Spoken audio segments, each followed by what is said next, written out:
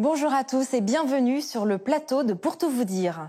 L'énergie nucléaire fait de nouveaux débats en France, comme souvent en période préélectorale, alors que l'Hexagone a misé très tôt sur cette technologie qui assure aujourd'hui environ 70% de sa fourniture d'électricité.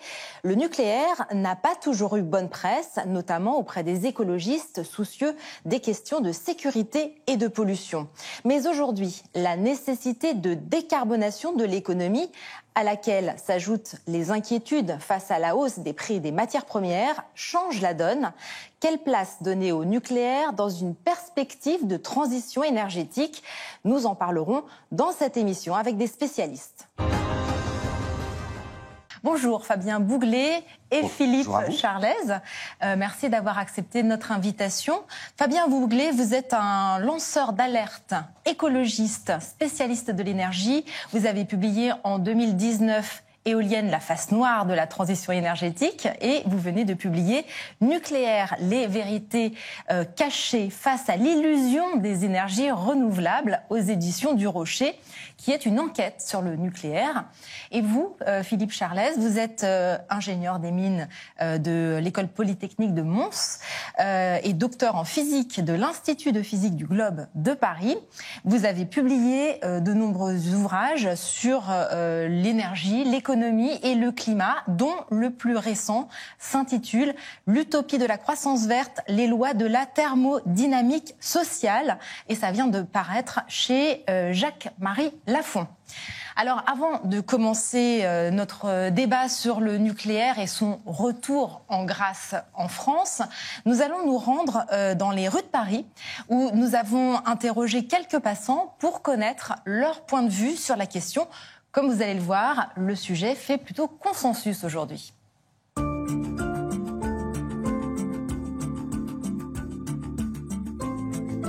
Ce que j'ai compris, en 1988, le GIEC a dit que le problème principal, c'était le gaz carbonique, c'était le CO2. Et depuis cette période-là, on n'a pas vraiment changé nos logiciels. Là, on est en train de le faire. Je crois qu'on est en train de comprendre. Et voilà, je répète ce que je vous ai dit. Je crois que l'énergie la plus propre, hélas, c'est le nucléaire, en attendant que les autres soient compétitives. Et il semble que ce soit rentré dans la tête de beaucoup de gens. Il est un peu indispensable parce que pour produire de l'énergie électrique, les énergies renouvelables ne vont pas suffire, je pense. Parce que là, on va passer à des voitures électriques, donc il faudra de plus en plus d'électricité. Pour l'instant, on n'a pas le choix. Je pense que si on fait ça avec intelligence et si on est capable de contrôler, on peut peut-être pas non plus s'en passer complètement. Je pense qu'il faut avoir de la compétence, de la connaissance, pas uniquement intramuros, une connaissance mondiale.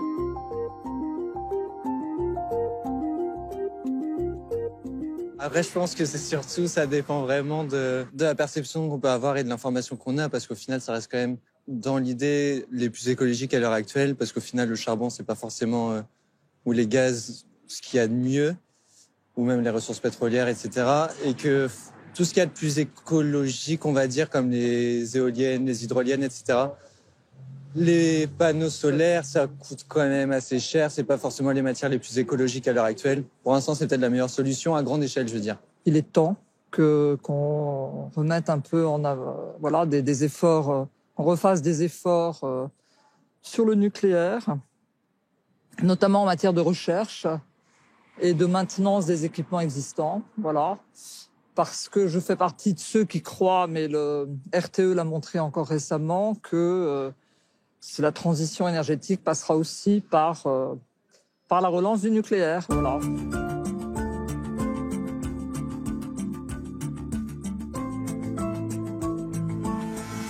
Alors, toutes ces personnes tiennent à peu près le même discours, grosso modo. Le nucléaire, c'est le meilleur choix par défaut, si on retient un petit peu l'essentiel de ce qui vient d'être dit. Fabien Bouglet, pour commencer, qu'est-ce que vous pensez de ce qu'on vient d'entendre ? Écoutez, on voit bien qu'il y a une modification très importante de l'opinion publique sur le sujet du nucléaire. Il y a encore quelques mois, 70% des Français considéraient qu'une centrale nucléaire émettait des émissions de gaz à effet de serre. C'est Il faut quand même en avoir conscience, alors que les centrales nucléaires produisent que 6 grammes de CO2 par kilowattheure produit et qu'une centrale au charbon produit 1000 grammes de par kilowattheure produit. Et ce qui explique que, par exemple, l'Allemagne est le mauvais élève de l'Union européenne avec environ 400 à 500 grammes par kilowattheure produit, quand la France n'émet que 40 grammes par kilowattheure produit. Donc on le voit, les centrales nucléaires est vertueuse et fait que la France est championne du monde en termes d'électricité décarbonée. Et je pense que les Français, par rapport à l'explosion du coût de l'électricité et de ce choc gazier, sont en train de prendre conscience que la France dispose de ce patrimoine nucléaire très important qui fait que l'électricité française est décarbonée, mais aussi contribue à la compétitivité de nos industries et fait que la facture d'électricité des Français est parmi la moins élevée dans l'Union européenne. Philippe Charlès, vous êtes d'accord avec ça? Est-ce que le nucléaire est incontournable aujourd'hui? Oui, je crois que tout a été dit dans l'enquête que vous avez faite et que les Français ont bien compris aujourd'hui que, je vais dire, le nucléaire était même le meilleur ami des renouvelables, puisque il vient réellement en support et en complément. Et je crois que seule une gauche extrémiste française est encore aujourd'hui convaincue qu'un mix 100% renouvelable est viable. Alors on sait que derrière, il y a des options de décroissance qui sont là, et c'est pour ça qu'ils le poussent. D'ailleurs, je suis assez... Il y a quand même des enjeux très importants à ce niveau-là. Il y a quand même des enjeux très importants à ce niveau-là.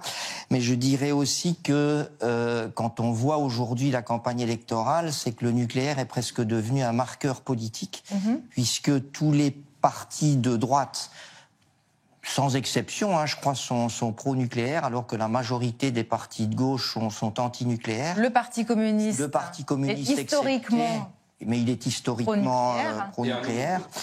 Et ce qu'on peut dire également, c'est que le président, il est exactement dans son en même temps, puisqu'il était à peu près, enfin il n'a jamais été anti-nucléaire, mais il était quand même largement partisan de la réduction aux 50% de nucléaire. Mais là on voit qu'il change. Il a quand même changé, et puis on y reviendra, et je crois que la flambée des prix de l'énergie et que les prix du gaz ne sont pas innocents par rapport à son changement d'avis, de comportement. Parce que même si, on en reparlera, le milliard d'euros qu'il a mis sur la table pour le nucléaire, c'est pas énorme, il y a quand même un réel message politique derrière. Oui, alors il y a ce milliard, effectivement, on peut en reparler d'ailleurs, dans son plan de relance. Son engagement à quand même, sans le dire, construire des centrales nucléaires. On sait qu'on doit normalement construire 6 nouvelles EPR. Et il l'a dit sans le dire lors du message télévisé qu'il avait délivré, si je me souviens bien, au mois de novembre. Et puis également, il a mis la pression pour faire entrer le nucléaire dans la fameuse taxonomie verte européenne. Oui, alors là, il met la pression. C'est quand même pas gagné aujourd'hui, puisqu'il y a quand même des fortes oppositions au niveau de l'Europe. Il faut savoir que l'Allemagne est contre, ce qui est logique, puisque l'Allemagne est sortie du nucléaire et que accepter de mettre le nucléaire dans la taxonomie européenne, ça serait donner aux Français un avantage compétitif qu'ils ne souhaitent pas nécessairement. Il y a d'autres pays comme le Luxembourg, la Belgique qui veut actuellement sortir du nucléaire. Il y a également l'Autriche qui sont farouchement opposés à la taxonomie européenne. Donc je crois qu'il y aura encore des discussions assez longues avant que le nucléaire ne devienne réellement une énergie verte. Fabien Bouglet. Oui. En fait, il faut bien se rappeler que l'Union européenne a été créée sur la base de la communauté européenne de l'énergie atomique, dit Euratom, lors du traité de Rome en 1957. Donc, si des pays souhaitent sortir de l'Union européenne, comme ces 4 pays qui veulent empêcher le développement du nucléaire en Europe, ils sont nucléarophobes et europhobes par la même occasion. Je pense qu'il faut bien avoir conscience que ces personnes ces pays sont les apprentis sorciers de l'Union européenne. Et il y a derrière tout cela un enjeu géopolitique majeur. Et Emmanuel Macron l'a enfin compris, je dirais. C'est que l'Allemagne nous mène la guerre. Et l'exemple récent de l'intervention de la ministre des Affaires étrangères qui vient insulter la France devant son ministre des Affaires étrangères, Le Drian, en disant « il est hors de question qu'on intègre le nucléaire dans la taxonomie européenne » est une véritable déclaration de guerre. Pourquoi c'est une déclaration de guerre? C'est que l'Allemagne est dans le développement industriel des énergies renouvelables, environ 200 000 emplois, et la France dispose de 400 000 emplois directs direct, indirect et induit dans sa filière nucléaire qui représente le 3e poste industriel, le 3e secteur industriel français. Donc c'est un enjeu considérable. Alors oui, vous voulez rajouter quelque chose? Oui, moi je crois qu'il y a un juge de paix qui va intervenir. Ce sont notamment le prix du gaz et le prix des énergies fossiles qui, à mon avis, va réellement intervenir de façon assez décisive. Il faut savoir que le prix du gaz une flambée des prix du gaz absolument inédite depuis 6 mois, puisque aujourd'hui, alors que historiquement on fabriquait de l'électricité avec du gaz, on arrive dans une situation complètement invraisemblable où aujourd'hui fabriquer de l'électricité avec du pétrole coûterait beaucoup moins cher que de fabriquer de l'électricité avec du gaz. Et donc, l'augmentation du prix du gaz fait que le gaz devient de moins en moins compétitif vis-à-vis du nucléaire. Aujourd'hui, le mégawattheure gazier dépasse les 200 €, alors que l'EPR, on criait au fou à 120 €, devrait converger à 100 €. Donc, c'est-à-dire que, en complément des renouvelables, le nucléaire devrait structurellement, dans l'avenir, devenir finalement plus compétitif que le gaz. Alors... Et là, en dehors... je vais dire, des considérations géopolitiques ou purement politiciennes, à un certain moment, ça va intervenir, comme je le disais, à mon avis, comme un juge de paix. Oui. Certains économistes disent que les prix du gaz sont élevés conjoncturellement dû à la reprise. Moi, tous les indicateurs que je connais bien, et notamment l'évolution du rapport entre la production et les réserves, montrent en fait que les prix du gaz devraient pour moi rester structurellement très élevés et donc rendront le gaz probablement dans l'avenir moins compétitif que le nucléaire en termes économiques. D'accord. Vous avez parlé d'EPR à l'instant. Ça m'amène à vous poser la question qui me vient maintenant à l'esprit, qui est de savoir où en est le nucléaire en France aujourd'hui, parce que voilà, on parle beaucoup de ces EPR, mais on n'en voit pas beaucoup la couleur pour l'instant. Et on parle beaucoup du vieillissement aussi des installations en France. Qu'est-ce que vous pouvez nous dire à ce sujet ? Il faut rappeler que la France dispose de 58 réacteurs nucléaires, dont deux ont été fermés de manière scandaleuse politiquement par Emmanuel Macron. C'est Fessenheim, qui produisait 2,2... Sur une décision de son prédécesseur. Voilà, oui, mais il l'a conforté dans son programme. Fessenheim produisait 2,2% de l'électricité française. Électricité décarbonée. L'Allemagne s'est empressée d'ouvrir une usine au charbon pour compenser le manque à produire de Fessenheim. Donc 58 réacteurs équilibrés dans l'espace, avec un réseau de distribution et de transport d'électricité tout à fait équilibré en France. Qu'est-ce que veut faire les personnes adeptes du renouvelable ? Ils veulent mettre 8000 éoliennes en plus, développer un réseau de distribution, et tout ça, ça coûte combien ? 250 milliards d'euros, 150 milliards d'euros pour la production et 100 milliards pour le réseau de transport. Eh bien, nous, on dit, et j'ai fait un colloque récemment à l'Assemblée nationale avec le CEREME, nous, on dit, on arrête les renouvelables, 250 milliards d'euros d'économie, on arrête les subventions, et on consacre cet argent dans un grand plan Messmer 2, qui est la suite du plan Messmer, prolongation pendant 20 ans des centrales nucléaires existantes, raccordement avec des EPR. Alors, la Cour des comptes parle de 25 à 35 à court terme, d'ici 2050. Le gros avantage, c'est qu'on a le réseau de distribution qui est existant, et qu'en termes d'acceptabilité sociale, on a les centrales nucléaires qui sont déjà installées. Et donc, c'est extrêmement vertueux. Et la France, là, va gagner en compétitivité, va développer son industrie et va reprendre l'expertise. Et à ça, on coupe avec un grand développement, ce qu'on appelle la Silicon Valley du nucléaire, où on fait des apprentissages. Moi, j'ai rencontré beaucoup de retraités du nucléaire de Messmer, du plan Messmer, qui me disent « mais moi, j'ai envie de transmettre mes savoirs aux jeunes ». On crée des soudeurs, des ouvriers soudeurs, des techniciens, des ingénieurs. Oui, parce qu'il y a la question des savoir-faire aussi. Exactement. Donc là, on a une occasion unique de développer. Et moi, je prône ce scénario qu'on a développé à l'Assemblée nationale auprès d'Emmanuel Macron et auprès des différents candidats. Mais aujourd'hui, la situation, elle est un petit peu moins évidente. Notamment, voilà, on a parlé du démantèlement de Fessenheim et puis de cette EPR qui doit voir le jour et puis qui a pris des années de retard et puis avec un budget qui a été multiplié par... Par 4.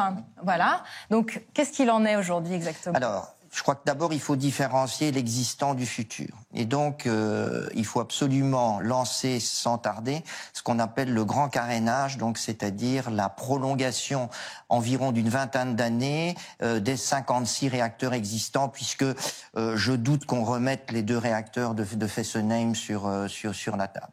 Et donc ça paraît coûter très cher. Ça coûte en fait environ 1 milliard d'euros par réacteur, donc ça fait quand même 60 milliards d'euros. Mais quand on ramène ça au prix du mégawattheure produit, en fait, ça ne réenchérit le prix du mégawattheure que d'une dizaine d'euros. Donc, ce qui veut dire que c'est quand même extrêmement efficace en termes économiques de prolonger de 20 ans les réacteurs existants en toute sécurité. Donc ça, c'est un premier point, et je pense que la majorité des candidats à la présidentielle, excepté, comme je l'ai dit, les principaux candidats de gauche, sont décidés à faire ce grand carénage. La deuxième chose, c'est que même si ces centrales sont carénées et prolongées, elles ne seront pas immortelles, et il faudra à un certain moment les remplacer. Et donc, c'est là, je suis tout à fait d'accord avec vous, qu'il faut relancer un certain nombre de nouvelles centrales. Les nouvelles centrales ne seront plus exactement identiques aux anciennes, c'est donc ce qu'on va appeler les EPR, bien que la technologie est exactement la même. En fait, c'est une technologie qui est dite à eau pressurisée, qui est exactement la même que les centrales existantes, mais avec des normes sécuritaires beaucoup plus importantes, et aussi elles sont plus puissantes puisqu'elles font 1,5 gigawatt au lieu de faire 1 gigawatt. Et puis il y a un autre aspect quand on parle du nucléaire, c'est aussi celui qui d'ailleurs souvent préoccupe la population, celui de l'enfouissement des déchets, la sécurité, toutes ces questions aussi de démantèlement. Qu'est-ce qu'on fait finalement après? C'est un sujet vraiment de préoccupation. Alors pour la question du démantèlement, plus on fait perdurer la durée de vie d'une centrale nucléaire, plus le démantèlement est un sujet, en tout cas financièrement, de moindre importance. C'est-à-dire que prolonger une durée de vie de centrale nucléaire diminue le coût du démantèlement. Ça, c'est très important. Ensuite, le démantèlement, on sait faire, c'est pas un problème, comme on sait démanteler également les éoliennes, sauf les socles en béton qui ont une durée de vie limitée. Et par ailleurs, les déchets, il faut bien expliquer que c'est 4000 mètres cubes, c'est-à-dire c'est un bâtiment de 20 mètres par 20 mètres par 10 mètres. C'est les déchets haute activité qui représentent 95% de la radioactivité totale des déchets nucléaires. Enfin, il faut quand même préciser, c'est epsilonesque, c'est rien du tout à côté des fumées de charbon allemandes qui nous envoient dans la nature, je le dis bien dans la nature. Et donc là, il y a 2 solutions. D'abord, le projet d'enfouissement à Bure, à Cigéo. Le deuxième, c'est la solution des réacteurs à neutrons rapides de 4e génération. C'est le projet Astrid, qui a abandonné le président de la République, Emmanuel Macron, en 2019, et que s'est empressé de développer Bill Gates avec le département de l'énergie américaine, qui vient d'attribuer 90 millions de dollars à Bill Gates pour construire un petit réacteur modulaire à neutrons rapides, mangeur des déchets nucléaires des anciennes et qui produit 100 fois plus que les anciennes centrales nucléaires. Et enfin, vous avez un prix Nobel de physique qui s'appelle Gérard Mourou, qui en 2018 a trouvé une solution avec les lasers haute impulsion